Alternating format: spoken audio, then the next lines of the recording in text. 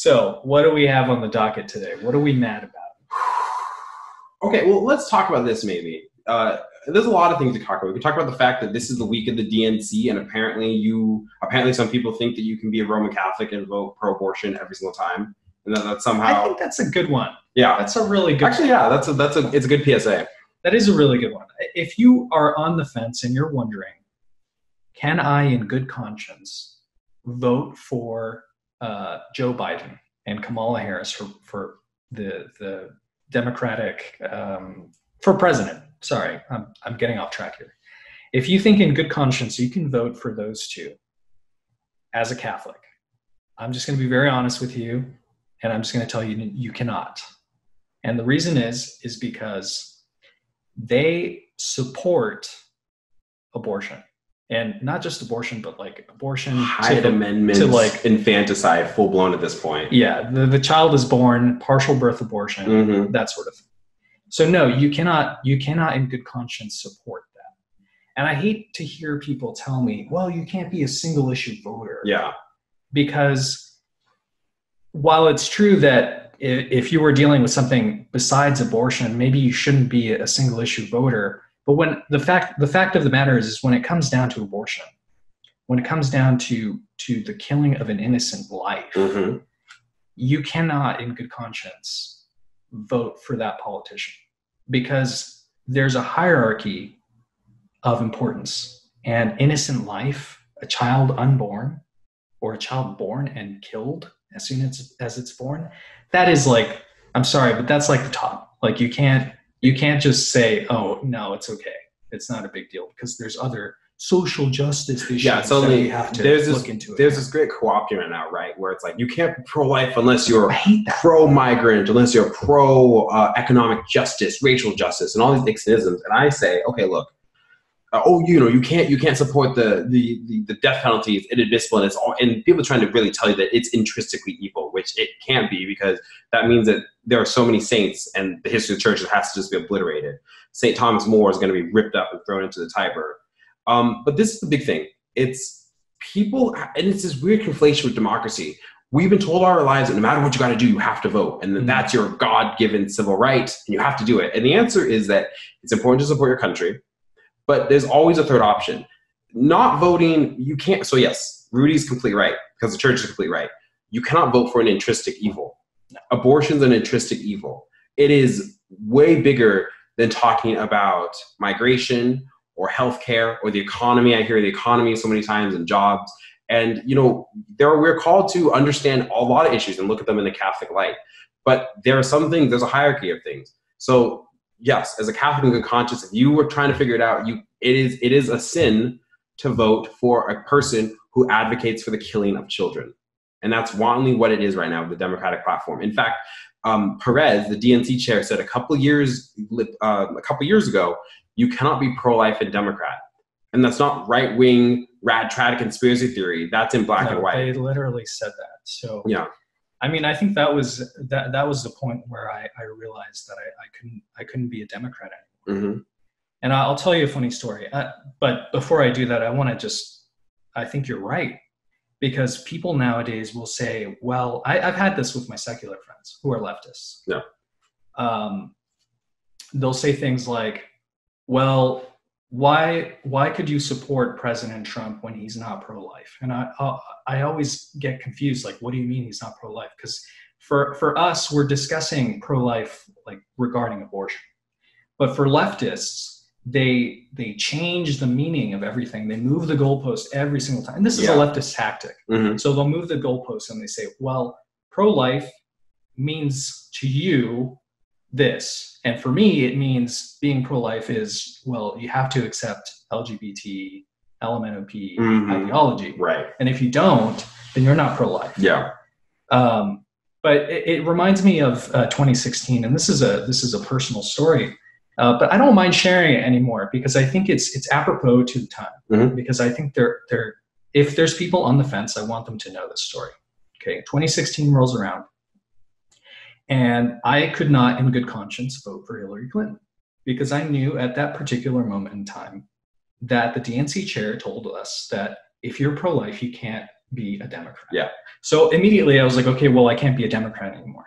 Well, who can I vote for? I certainly can't vote for Donald Trump, because I bought into the narrative that if I voted for Trump, that, being a Mexican guy, that there is going to be bedlam on the streets, that I'm going to get lynched, or I'm going to, something horrible is going to happen. Yeah. Some white supremacist is going to come and punch me in the face. Like I'm going to get dragged out of my car. Hey, surprise, surprise. That sort of thing. So I bought into the narrative, and in 2016, did not vote in the presidential election. I voted for everything else, but I didn't vote for the president. Yeah. And I remember going home and feeling just so like depressed about it.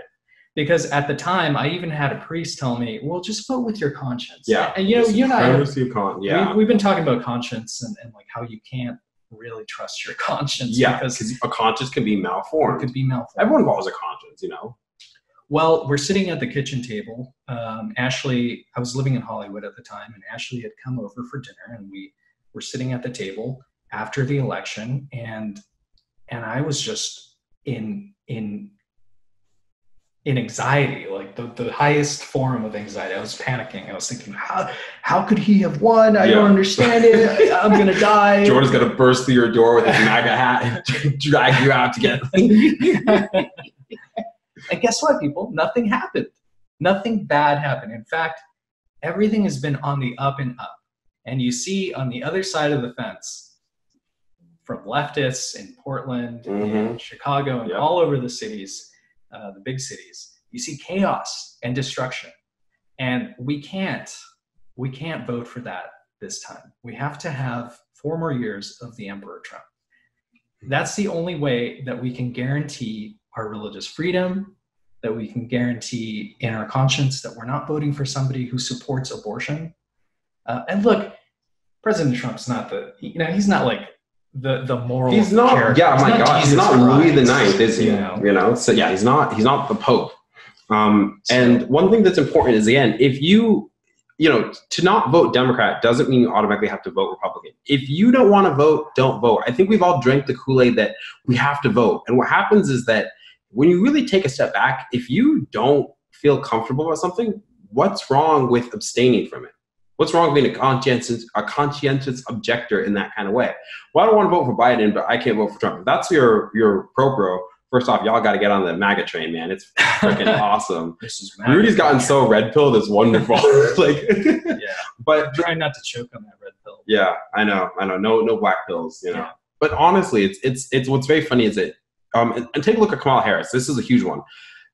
Kamala Harris was surveying federal judge appointees, and one thing that she brought up was that there was a judge appointee who was a member of the Knights of Columbus, and she was saying that something belonging to an organization like that should call into question your ability to work as a federal judge. So in other words, because of your devout Catholicism, you may very well not be qualified for positions in government. This is a it's very funny because in some ways that's a very old American idea, but it just gets repackaged because Catholicism, because of just how strong it is in its teachings, is a lot of times the last acceptable bigotry, really, to have. And so people go, well, Joe Biden's a Catholic. Don't you want a Catholic president? And I said, yes, but here's the funny thing. When somebody supports abortion, if you partake in an abortion or you help someone with an abortion, that's a self-excommunication, right? You are willingly separating yourself from the church because you've engaged in activity which is intrinsically evil. That's what it just means, right? And excommunication, of course, isn't like the end of the road. It just means that you need to get back in the grace of God and Holy Mother Church. So this is why there's this talk about if Joe Biden came up to a Catholic church being denied communion, because if you were a public advocate for the killing of children, of course you're not going to be rewarded with the body, blood, soul, and divinity of our Lord Jesus Christ. This is a real election, and as Catholics, especially as traditional Catholics, I think that we're understanding the important role of politics, how it relates to us. Religious freedom's on the line, brothers and sisters. You can't be fooled this time. Yeah, there's too much at stake. That we're not the centrist idea that you might have had about American democracy from a decade ago doesn't exist anymore. No. If you watch all the coverage of the DNC, not just the nighttime stuff, but the daytime stuff, If you've seen our talks and our witnesses on the burning of churches and statues, for heaven's sake, that's still going on, by the way. There was just a protest at, not in Santa Barbara again. Where was it? Santa Ynez. Yeah, there we go. Another Junipero Serra statue, for heaven's sake.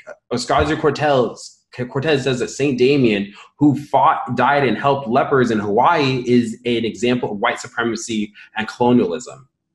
People, they're not just coming for the genuine American politics. We're not just talking about immigration quotas and whether or not tax rates should be higher or lower. We're talking about the very identity of us as sons and daughters of Holy Mother Church. They're attacking Holy Mother Church. And so, for better or for worse, what we have is we have the forces of evil have manifested themselves in horrid ways. And I've always said this, like, I don't look at Trump for his moral qualities, right? I don't make the excuse for those sorts of things. But God has a way of using people who are extremely flawed for his greater will. He did this with Jonah. He did this with Constantine. And, we always joke that Trump's a God emperor, that's a Warhammer 40K reference. But in a way, that's what it is. It's someone who is going to go to bat for Catholics. And no matter what people who try to support, Catholics try to support Joe Biden, no matter what bishops or people who work for the bishop say, no matter what any of that happens, we know the truth of Holy Mother Church. And so it's important to really consider that prayerfully this time around, because we're at war and the church is already fighting for its life. So, I've been praying very fervently. You should pray anyway for your leader. You should pray very fervently for the president to make the right choice. I think that the best thing for Donald Trump will be to bite some of that, to swallow some humble pie, cross the Tiber, and be baptized into the church by Archbishop Vigano. I think that'd be the coolest thing. The coolest thing. If that happened, I knew that I would be living in the best timeline. Oh my gosh, that would be Charlemagne 2.0. But we're seeing it. We're certainly seeing it now. The complete upturning of culture, of Western society. Mm-hmm. And I was thinking the other day that an attack on Western culture is really an attack on the church, because the church created the culture, the Western Catholic world. Church built Western civilization. So there's a lot at stake. I know you hear that all the time. You have to vote like it's the last or the most important time in your life. But honestly, I think this time it really is serious. Yeah. There's a lot at stake. So a lot for you to consider, and a lot for you to get mad about. Be a mad trad.